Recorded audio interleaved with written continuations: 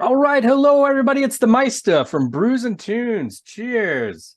I am absolutely thrilled today. I am chatting with the legendary Mr. Bobby Gustafson, of course, of Overkill fame, and his newest project, Satan's Taint.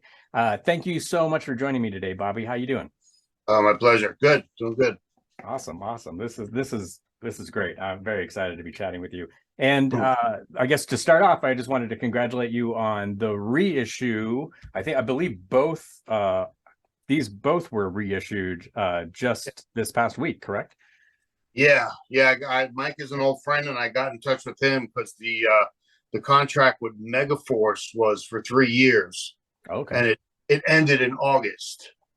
So, she really, she was just distributing, but they really didn't do much to push it. So once that was terminated, I got in touch with Mike, and we just got them back up because she took the downloads, Spotify and all that stuff off. So Okay. he helped get it back up, and she had a bunch of CDs that were already made. So I got those, paid for those and got those sent to me. So that's what we're trying to sell now. I mean, it's Nice. been out for a while, but the pandemic kind of screwed everybody. Yeah, yeah, that really threw everything out of Yeah, sorts. And of course, the your most recent album, right here, came yeah, out in 2019 originally, right? 3 years ago. Yeah, Yeah, that's amazing. yeah, I can't believe it's yeah, been that much time already. yeah. Yeah, it's like 2 years just gone. Yeah, it's Yeah, we nuts. went one show that January, and then the pandemic hit, Oh man, and that frustrating. yeah, But very cool. It's been re-released. Of course. What a killer album, Destruction Ritual. I'd like to mention it's on Moralaki Records.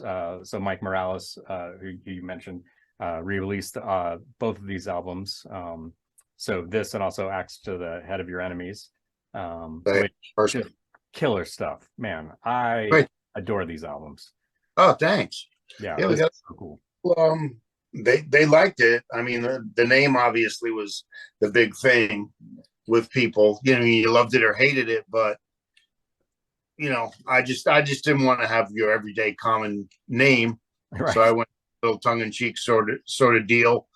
But I just didn't perceive that the world was going to change and people were going to lose their sense of humor. Right. Exactly what happened. Everything went kind of woke, and everyone, but I feel bad for comedians because they can't do their job either. So, I'm gonna try and sell these, get rid of as much as I can. I'd like to do at least one more of the Satan's Taint, but I'm working on another band and all new songs Oh, cool. because I had songs that I was writing with potential use for violence. But since that's over, I still have them, so I might use them for something else. But I just felt like I needed something else, Right. and I just wrote a whole new batch of songs. Cool. Very cool. Yeah, I was actually going to ask if you had new, Satan's Taint stuff in the works, if there was something going to be coming out, and um Yeah, I had I mean, I'm always riffing. I'm always recording stuff, putting stuff down. It's harder for me to write. It took me probably 2 years to almost get those 10 songs done because I knew that I would maybe use them someday for violence. I hmm. wasn't really thinking of Satan's Taint. And within 2 months, because I knew I was going to use these songs and I wasn't writing for someone else, I've written over 10 songs in like a month and a half. Excellent. Wow. Wow, you're working away. Wow, that's Yeah, it's kind of fantastic. hard when an odd thing where you know that someone else might be judging it after you write it, so you kind of like question everything you do, you know. But they're still there; they're still recorded. I have them, so that could potentially be another Satan's Taint album just to maybe close that chapter. Okay, nice. And so for people that don't know, Satan's Taint essentially is a solo project where you've hired musicians to play on the album, but it's all you. I mean, really, in terms of Yeah, writing and production, it's a Bobby Gustafson, yeah, project. Yeah, Very cool. and I songs and I'm like, well, why are they just going to sit here? I should do something with them. And you know, knowing all the musicians I know down here, I'm like, you know, a couple of singers. I try to get different people at first, different singers, different, you know, drummers and stuff. Um, I got a good mix on the first album, but it becomes a chore to try and get everybody together and working at the same time. So when I did the second album, I basically did everything other than sing. Wow. That's Yeah, Jim impressive. did. Jim was a drummer that I've known since Response Negative, and he's still my drummer now. Yeah, we're going to be doing the new stuff together. But he came in and he did all the tracks on Destruction. And I did all the guitars, the guitars, the bass, and the lyrics. Wow. That's so cool. That's great. Yeah, yeah, And it's nice. so sorry, I didn't mean to interrupt. It's nice at all. Yeah, a lot easier, I think. Yeah, yeah. I mean, at least, yeah, you've got, you don't have arguments. You don't have, I mean, which I'm sure it's great to collaborate with other people, but I it's don't gotta be really nice to, much. yeah, yeah, cool. So for the final album, kind of the same thing, kind of the same, basically all you, and then hire some people to, to fill in the, the pieces. Yeah, yeah, it's mostly the singing part, and anyone's welcome, but it just makes it easier. I've known Jim for so long that we just kind of blend together really well with the drums, and that's how most of the songs are done. It's just the drums and the guitar, and we get it together. And if someone can either come in and play bass, or I could do it myself, that's how we kind of just put it together. Nice. But probably keep that. That's more like the fun sort of Viking themed, Scandinavian type of music. And then what I'm doing now is just more your basic, violent thrash Cool. sort of stuff. Are you at liberty at this point to discuss the new project? I mean, is it a band or? Yeah, I'm looking to put a full band together. Okay. Right now, I'm working with Jim McCord, obviously, and I've been working with an old friend, Mike Borders, who was the bass player in Massacre. Oh yeah, yeah. He's in Florida. He moved a little bit north of here, but he's still in Florida. I'm gonna try and maybe find a local singer if I can too. And it's just easier. I know it's possible to have people live in other states, but I'd really just rather have everybody here. I mean, there's got to be somebody. Yeah, yeah. Well, and especially in terms of like live, if you want to play live, it's yeah, it's just easier. Yeah, I don't know how some of these bands do it. Especially, I mean, you have bands where people don't even live in the same countries anymore. They're, Well, yeah, Massacre was like that. I think two of the guys, were from Sweden actually. Oh, they weren't even living here. Yeah, well, it wasn't too expensive a few years ago, but tickets have definitely gotten more expensive now. Right. Fly around, so. Yeah. You mentioned, in talking about the Satans Taint stuff, the Vikings, the themes and lyrics, thematically it's Viking and Norse, and I was kind of curious about that. Obviously, your last name Gustafson. I'm assuming you're of Nordic descent. And is that kind of why you went that direction, or just something you've always been fascinated with? Yeah, I've always kind of been fascinated with it, and it just happened to be that same time that TV show Vikings came out. I like history. I've always been into that sort of the culture, and the more I read into it, and now, like we said, we got the phone in our hands. I mean, I've got a walking encyclopedia with me, and it just helps with lyrics, and it's always interesting, their whole culture, and just that whole Norse. I mean, I'm half Italian as well, but the Norse thing was always kind of I was always curious about it. Nice, very cool. Yeah, and it's yeah, I love it. I have Danish blood, so of course I've got my drinking horn right now. But yeah, I think it's great stuff. I love it thematically, and I love that it's not it when I first heard it, back in 2017-ish, 18. It wasn't what I guess I was expecting, a thrash metal album, which there's a lot of thrash metal on here, but you're doing a lot of different things, which I thought was I mean, there's elements of death metal, like melodic death metal, and just, you know, traditional metal, and even kind of some slower, dirgy, you know, kind of doomy elements too, which I thought was really cool. A really cool mix. And it's really well balanced too, which I really loved. I've always kind of tried to do that. I think, you know, the style will always be there. You can tell it's me. A lot of people always say that. I can tell it's you. But I like bands where you know, the songs are all different. Yeah. You know, and there's all different elements, and maybe just naturally trying to make one song different from the other. I've covered some of those grounds that you said, but it's like, it's not even intentional. It's just whatever that riff is that comes out, I blend them together, and whatever comes together. I mean, I think the only one that was intentional was probably Skull Crusher 2, because I wanted to continue that. But then I've always wanted to do, like, say, a soundtrack, and I had that little instrumental on the second album. Yeah. With all guitar parts, no singing, and it's just, you know, yeah, it's just cool. It's just you know, as long as you can keep it to where it's heavy and it's aggressive and it's still metal, you know, try and put a little bit of everything you can in. Nice. Yeah, very cool. Very cool. Yeah, and I think you mentioned, you know, that, you know, people recognize, you know, you on you know, playing, and of course, you know, same with me, you know, it's you know, that just very distinguishable, you know, Gustafson riffs, you know, those riffs of yours that, you know, go all the way back to, you know, those early years of Overkill. Like, yeah, when you hear, you know, guitar work, your guitar work specifically, like, yeah, you hear it and go, yep, that's Bobby. Holy shit, that is spot on. That is cool. Yeah, Yeah, yeah. It's like, as soon, you know, opening notes of you know, of Axe to the Head, you know, as soon as I heard that, I'm like, oh yeah, there's Bobby right there. That sounds so cool.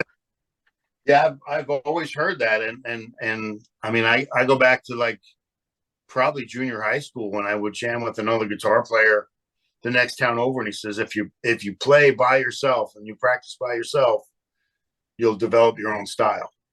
Yeah. And I always remembered that kind of one of those things that stuck in my head. And I guess people, you know, it worked because people recognize it right away. I'm like, oh, that's kind of wild. It's great Yeah, to have your own little niche, you know. right. Well, and I think that's you know, that's testament to your talent too. I mean, there's plenty of guitar players out there, and I think there's, you know, only a small small percentage of those where you hear somebody and go, and you recognize that person's playing, or, you know, their tone, or, you know, it's like Richie Blackmore. I mean, that's, you know, one that anytime I hear anything by Richie Blackmore, I immediately know it's him, just that his tone, you know. And I Yeah, think, yeah, you have very similar attributes, which I think is very cool. which compliment considering how many guitar players there are. Yeah, You know, it's a lot out yeah, there. bands there are. Yeah, it's amazing how, I mean, you know, there were a lot of bands, you know, when I was a kid in the 80s, you know, a lot of metal bands, but now it's like overwhelming how, I mean, it's good, it's a good thing, it's a good problem to have, but it's insane how much music's out there. I think there's 3 bands on my block. Yeah. It's got a computer, it's got a band. Yeah, exactly. I mean, it's interesting. Yeah, that, like, yeah, basically anybody, if you've got a computer, you know, just buy some software, and yeah, you can throw music out there easy, Yeah. you know, which in some ways is good, some ways can be bad, but because anybody can make you know, anything now. I But like it. I like the technology. Yeah, I mean, I haven't totally embraced it enough to sit there and learn everything that you've got to do. I mean, I still record and play old school, nice. and maybe that's one of the things that kind of helps, you know.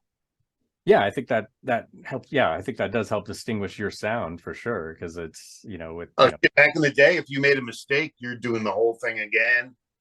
You know, you weren't punching in like you can today. Today, you play it once and they repeat it, so it makes it a lot easier. yeah, yeah, that's interesting. You you touched on something that I wanted to go back to. You mentioned junior high playing guitar. So I was curious about your upbringing as a musician. Did you come from a musical family? Kind of, when did you start playing? Um, I mean, I my dad had a guitar under the bed, so I always kind of would fool around with that. We had a piano in the house because my mother played piano, but she refused to do it in front of anybody. So I never really learned anything. I was probably too young, but I think my brother had a drum set. He said he played drums, and I do remember some drums down the basement. But it really was me, like, I had one of those like plug-in organs that I used to fool around with when I was little. But I went back and forth between guitar and drums, and then I was just like, I want to run around on stage. I'm playing guitar, and I just stuck with the guitar and early on it was just learning stuff by yourself, going to see bands, and punk rock was big back then, so we were kind of into punk rock in high school. Nice. And then the metal started to hit about the early 80s, and then that was it. That's what I wanted to do. Right. Nice. And you grew up in New York. Yeah. And of course the metal scene in the late 70s and early 80s in New York was explosive. I mean, there was so much happening, so many amazing bands coming out of that state at that time. And a lot of clubs, yeah, but a lot of cover bands. That was the big thing back then, where it's like original music wasn't really played that much. And then probably only a handful of bands. Like Anthrax was in Queens, and I never saw them. Oh, really? I never even saw a show with them until like their second album, because they never made it to Staten Island, and I wasn't really going all the way to Queens. And there was a hardcore scene, and then probably the other metal band was Nuclear Assault. Yeah. But it's a big city. To make it in that city, you gotta stand out. Yeah, and especially at that time, I mean, that was all very underground. Mm-hmm. I mean, obviously thrash metal exploded, but it was still fairly underground scene. Yeah, I mean, thrash wasn't, really being played in the clubs at that point. It was still like cover bands. Disco was kind of like fading out, from the late 70s. So a lot of the disco clubs actually turned into rock clubs, like L'Amour's in Brooklyn. But it was harder to get a club to hire an original band, because everyone was like this tribute, that tribute, and they knew what you were going to get. So to play one set instead of three, we said, well, we'll come in with two other bands and they'll open up for us. So you'll have three bands, you'll have three sets, and we'll go on at 1:30, 2 in the morning, which is what we used to do. Wow. Yeah. And then it started to slowly, change, where, even Twisted Sister, they did, they were doing covers before they went out too. Yeah. And then they broke out, and then it's sort of like everyone around us started like doing the original music as well. So it's started to change, and you seen that happen in the early 80s. It was pretty cool. Yeah. Yeah. Very cool. Did you, were you in a band before you joined Overkill? Were you doing stuff prior to that? Yeah, bands that never did anything. I did my first show was with a punk band. I think I was 15. Nice. Yeah, my mom had to drive me to the bar. And then from there, I was still in high school. So then that was the Dropouts. And then there was a band called Prowler, because the Maiden album just came out.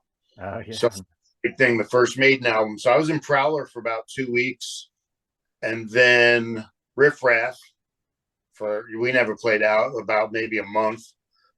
And then through a friend, I met Overkill. I did the audition for Overkill back in like 82.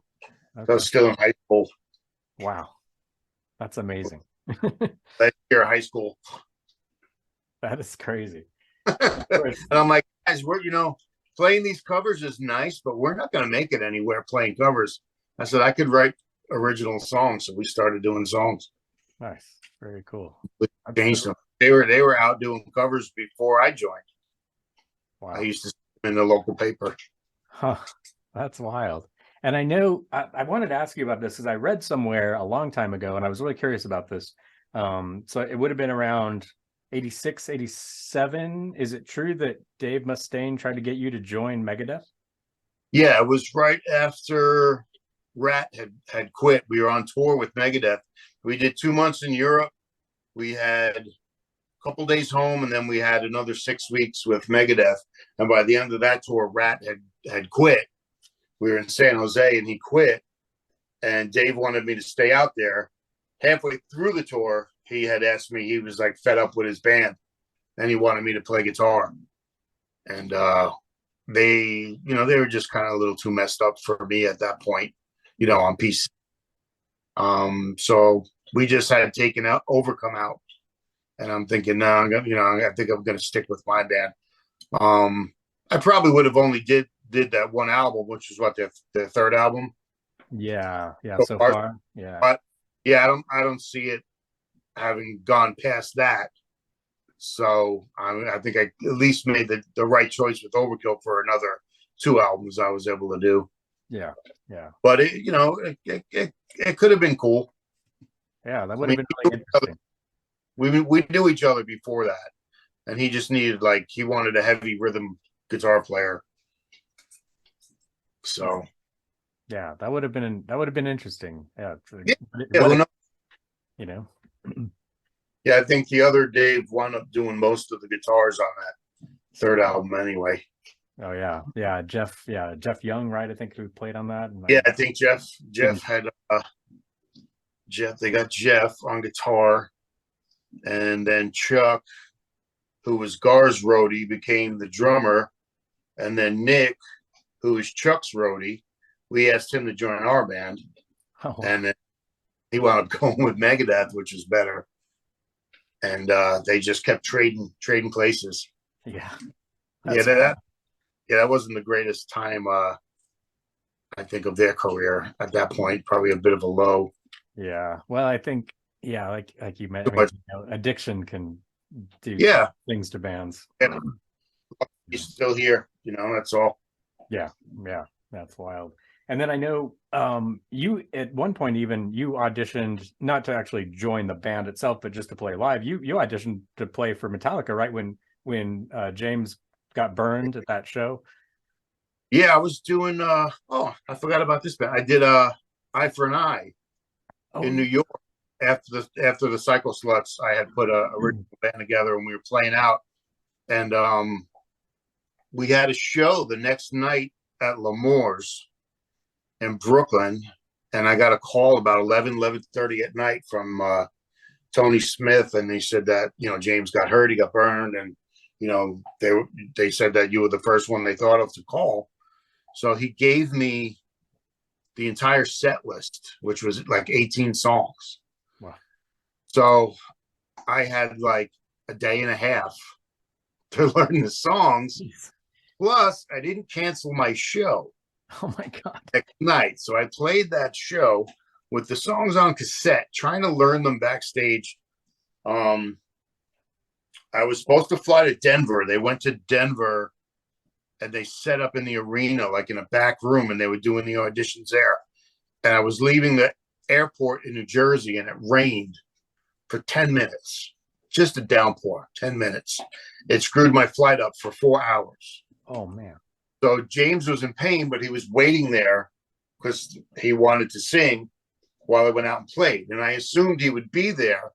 And I kind of tried to work off the vocals because I really never learned their songs. I guess maybe they thought I did, but I was trying to cram all that in. And then they just auditioned me on 5 songs.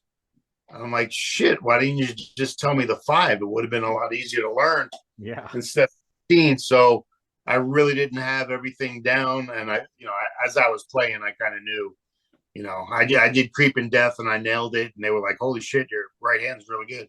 I said, yeah, thank you. And the rest just didn't go. Nothing else matters. I didn't learn that yet. I was doing my own stuff, Yeah. But that could have been pretty cool too. Would have been fun.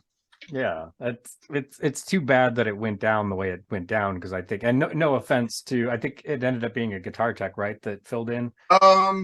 Yeah, I think John Marshall, he filled in. He was Kirk's guitar tech years ago, and he filled in when James broke his forearm on the skateboard back on the 3rd album or 4th album. So he already knew half the stuff anyway. So he came in and he filled in. Yeah. So yeah, I mean, and he did a great job. But yeah, it would have been Yeah, amazing to see you up there on stage. That would have been pretty cool. Um, but yeah, it is what it is, right? yeah. Just another lost opportunity. Yeah, yeah. That's kind of life, isn't it? In general, last opportunity. Sometimes I get kicked in the nuts. Yeah, exactly. Um, so I was curious with the it's kind of to swing back into the modern day with this new material that you're working on. Do you plan on doing any touring? Do you kind of just stay local as far as doing live shows, or do you ever have any intention of going out and kind of hitting the road? Oh, yeah, I mean that's really what I wanted to do.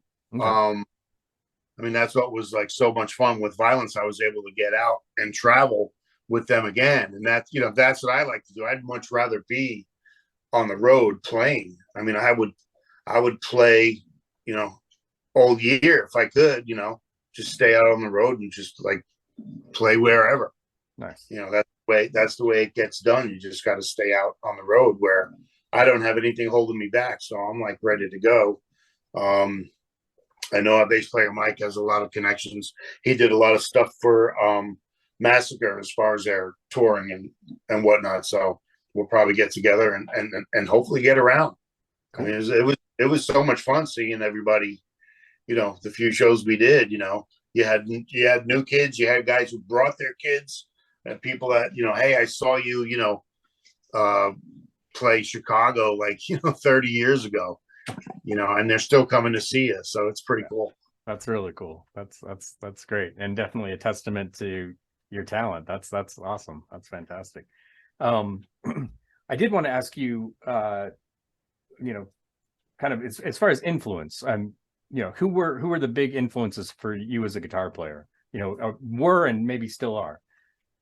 Yeah, but back when I was little, I mean, it was definitely Tony Iommi because I heard Black Sabbath, and that's when I kind of said, that's what I want to do. Cool. And then as I was in those development years, we had some of the greatest guitar players of all time. I mean, I went from that to, AC/DC, and I really kind of worked a lot on leads because their songs were easy to jam to. So I played a lot to Angus Young, and then the Priest and Maiden, phenomenon came with Eddie Van Halen and Randy Rhoads, and it was just like, boom, all these great guitar players at one time, and just a little bit from each guy. Learn how to structure a song, see what they did and where things went, and just took all that in from everyone at that point. I mean, that's the stuff most of the people now are still listening to. Yeah. Maiden and Priest, Motorhead. Yeah, it's amazing. Like, yeah, when you talk to, even like death metal musicians, yeah, they always bring up, all the 80s. I shouldn't say old, but all these older players, all the hugely influential, the big stuff, and it's interesting because I think sometimes, and this isn't a dig in any way at younger people, but I think younger generations sometimes don't quite grasp the importance of those bands at that time, and their influence on music, because there wasn't death metal and black metal. It was just heavy rock. There was just heavy rock and metal. That was it, and yeah. And that's what all it did. It went from rock to hard rock to a little bit faster to, you got the new wave of British heavy metal, and then, thrash with the early 80s stuff like we were doing. And then those guys learned that and they took it in another direction. So it's kind of all on the same tree, but it's just another branch, and all, it's nice to see those guys can take off like a band like Death, yeah, take it and then just put it in a different avenue, and there's so many shoot offs of it now. I can't even keep up. I heard one was like sci-fi metal. Sci-fi metal, just weird noises and shit. It's like on the phone again, just find all these different little things. Yeah. But yeah, it's all good. I mean, as long as it's got, heavy guitar and shit sounds good to you, then it's good.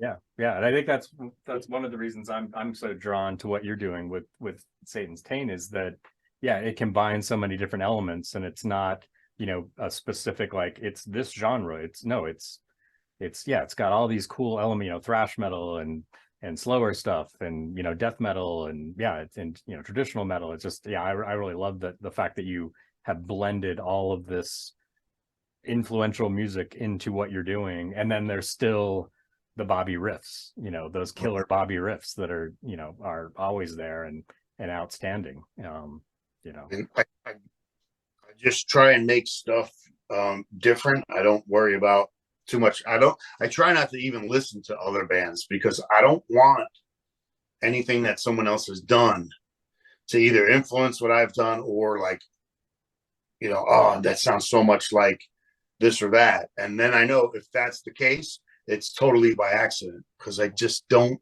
listen to too much other stuff. That's why like I'm discovering that stuff now. You know, I just heard a friggin' the Priest album, Jugulator. oh, I just discovered that about 2 weeks. I never listened to it. I was like, holy shit, this is really good. yeah. I just, you know, I'm always writing, so I'm like not paying attention to other stuff. So it's nice when you can hear more than just one thing in there, you know, like you said, death and whatever. Yeah, it's cool. But it's but at the same time, it's very original. It's very fresh, and it's very relevant, I think, to today's times. Even though, you know, you know, you're dealing with historical elements, but I think it's your music is definitely very relevant, and yeah, I don't know. It's weird because it has this modern feel and this modern sound, but then at the same time, you know, I feel like a kid again. Like I feel like I'm a teenager. Like it's the 80s. It's, you know, listening to thrash on the radio and just loving it. It's yeah, I really like what you're doing. It's really interesting, and I'm really excited to hear this new project you've got going on. Yeah, good a good blend of the new and the old, because there's also another term called like grandpa metal or something. And I don't I don't want it to sound like, you know, like I'm stuck in the 80s. I do want it to sound new, but one thing I don't want to do is tune all the way down on every song. That too many bands are doing that. That's already done. I mean, it's like having a whole album of Skull Crushers. Yeah. You know, it doesn't stand out. If you do it once, that song's going to stand out. And that's what that song did back in 89. Way before everyone was tuning down. You know, here's that one song. Yeah. And now like the 7-strings guitars like took off. So you've got that extra low string. Everyone's tuning down. I'm a little bit flat. I'm a half step down, and I'll do like a drop tuning. So it sounds kind of modern, but it's still not so far down that everything is mud. So it's a good blend, I think, of old and new. Yeah, definitely. That's a great way to put it. Yeah, that's cool. Yeah. You gotta keep up with the other bands, but you also got to do your own thing. Yeah. Because too many of them sound the same with, you know, either the tuned down guitars or the Cookie Monster vocals. How are you going to stand out? Right. You know, you gonna put clown makeup on or something? Yeah, please don't do that, Bobby. That would no, that would be shocking. I don't know, maybe it would work. Who knows? Hey, I might get laid more. Who knows? Yeah, maybe. I don't know. That's funny. That is great. Well, Bobby, this has been an absolute pleasure and an honor, really, speaking with you. I can't say enough about Satan's Taint. I really enjoy these albums a lot. Very excited for the new album. For those of you watching, if you look in the description below, there are links so you can buy and check out Satan's Taint. You will not be sorry. This stuff kills, especially if you're a thrash metal fan. You're gonna love it. Yeah, again, thank you so much, Bobby. This has been great. I appreciate it. Right on. Take care, man. Take care.